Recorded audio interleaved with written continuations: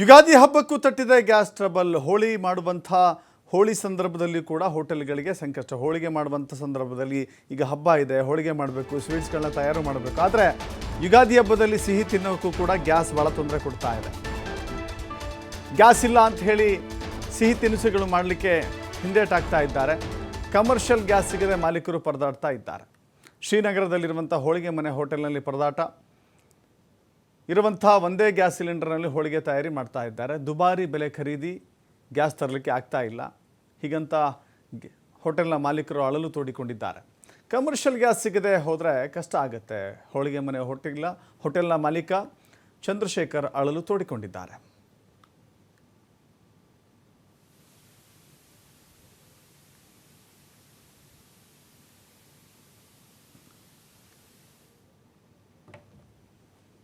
Effect ನೇರವಾಗಿ ನಮ್ಮ ಹಬ್ಬಗಳ ಮೇಲೂ ಕೂಡ ಪರಿಣಾಮವನ್ನು ಬೀಳ್ತಾ ಇದೆ. ಮುಖ್ಯವಾಗಿ ನಾಳೆ ಯುಗಾದಿ ಹಬ್ಬ ಇರುವಂಥ ಹಿನ್ನೆಲೆಯಲ್ಲಿ ಹೋಳಿಗೆ ಸ್ಪೆಷಲ್ ಆಗಿರುತ್ತೆ. ಪ್ರತಿ ಮನೆಗಳಲ್ಲೂ ಕೂಡ ಹೋಳಿಗೆಯನ್ನು ಮಾಡಿ ಯುಗಾದಿ ಹಬ್ಬವನ್ನು ಆಚರಣೆ ಮಾಡ್ತಾರೆ. ಇದೀಗ ಕಮರ್ಷಿಯಲ್ ಸಿಲಿಂಡರ್ಗಳು ಸಿಗೋದ ಹಿನ್ನೆಲೆಯಲ್ಲಿ ಆರ್ಡರ್ಸ್ ಜಾಸ್ತಿ ಇದ್ರೂ ಕೂಡ ಹೋಳಿಗೆ ಮಾಡುವಂಥ ಪ್ರಕ್ರಿಯೆಗಳು ಕೂಡ ವ್ಯತ್ಯಯ ಆಗ್ತಾ ಇರೋದು. ಅಂದಾಗೆ ನಾನು ಕೂಡ ಶ್ರೀನಗರದ ಅನ್ನಪೂರ್ಣೇಶ್ವರಿ ಹೋಳಿಗೆ ಮನೆಯಲ್ಲಿ ಇದ್ದೀನಿ. ಮುಖ್ಯವಾಗಿ ಸಹಜವಾಗಿ ಇಲ್ಲಿ ಸಾಕಷ್ಟು ಅಂತಂದರೆ ಹಬ್ಬದ ಸಂದರ್ಭದಲ್ಲಿ ಸಹಜವಾಗಿ ಹೋಳಿಗೆ ಆರ್ಡರ್ಸ್ ಜಾಸ್ತಿ ಇದೆ.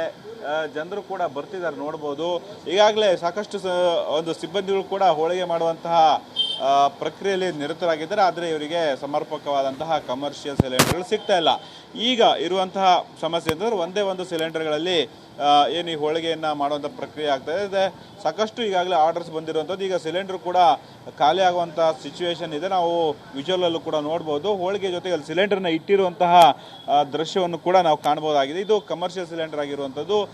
ಈಗ ಅನಿವಾರ್ಯವಾಗಿ ಪ್ರೈವೇಟ್ ಕಂಪನಿಗಳ ಮೊರೆ ಹೋಗುವಂತಹ ಸ್ಥಿತಿ ಈಗ ಇಲ್ಲಿನ ಅನ್ನಪೂರ್ಣೇಶ್ವರಿ ಹೋಳಿಗೆ ಮನೆಯ ಮಾಲೀಕರದ್ದಾಗಿರುವಂಥದ್ದು. ಇನ್ನು ನನ್ನ ಜೊತೆಗೆ ಚಂದ್ರಶೇಖರ್ ಅವರು ಕೂಡ ಇದ್ದಾರೆ. ಅವ್ರನ್ನೂ ಕೂಡ ಮಾತನಾಡಿಸುವಂಥ ಪ್ರಯತ್ನ ಮಾಡ್ತೀನಿ.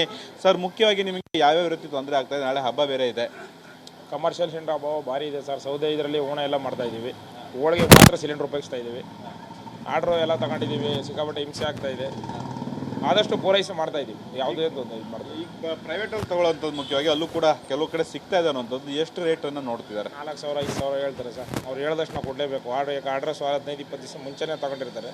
ನಾವು ಕೊಡಲೇಬೇಕು, ಅನಿವಾರ್ಯತೆ ಇಲ್ಲದೇ ಕೊಡ್ತಾ ಇದ್ದೀವಿ. 5,000 6,000 ಭಾರಿ ಅಧ್ವಾನ ಆಗ್ಬಿಟ್ಟಿದೆ. ಚಂದ್ರಶೇಖರ್ ಹೇಳೋದು, ನಾವು ಹಬ್ಬ ಮುಗಿದ ಮಾರನೇ ದಿನವೇ ನಾವು ಈ ಹೋಟೆಲನ್ನು ಅಂದರೆ ತಾತ್ಕಾಲಿಕವಾಗಿ ನಾವು ಬಂದ್ ಮಾಡಬೇಕಂತ ಸ್ಥಿತಿ ನಮ್ಮಲ್ಲೂ ಕೂಡ ಇದೆ. ಸಿಲಿಂಡರ್ ಸಿಕ್ಕಿದ್ರೆ ನಾವು ಮತ್ತೆ ಓಪನ್ ಮಾಡ್ತೀವಿ, ಗ್ರಾಹಕರಿಗೆ ಹೋಳಿಗೆಯನ್ನು ಪೂರೈಕೆ ಮಾಡ್ತೀವಿ. ಇಲ್ಲವಾದರೆ ನಷ್ಟದಲ್ಲಿ ನಾವು ನಡೆಸಲಿಕ್ಕೆ ಸಾಧ್ಯವಿಲ್ಲ ಅನ್ನುವಂತಹ ಅಸಮಾಧಾನ ಈ ಒಂದು ಚಂದ್ರಶೇಖರ್ ಅವರಲ್ಲಿ ಇರುವಂಥದ್ದು. ಕ್ಯಾಮ್ರಾಮನ್ ಪಂಪಪ್ಪ ಜೊತೆ ಗಣೇಶ್ ಹೆಗಡೆ, TV5 ಕನ್ನಡ, ಬೆಂಗಳೂರು.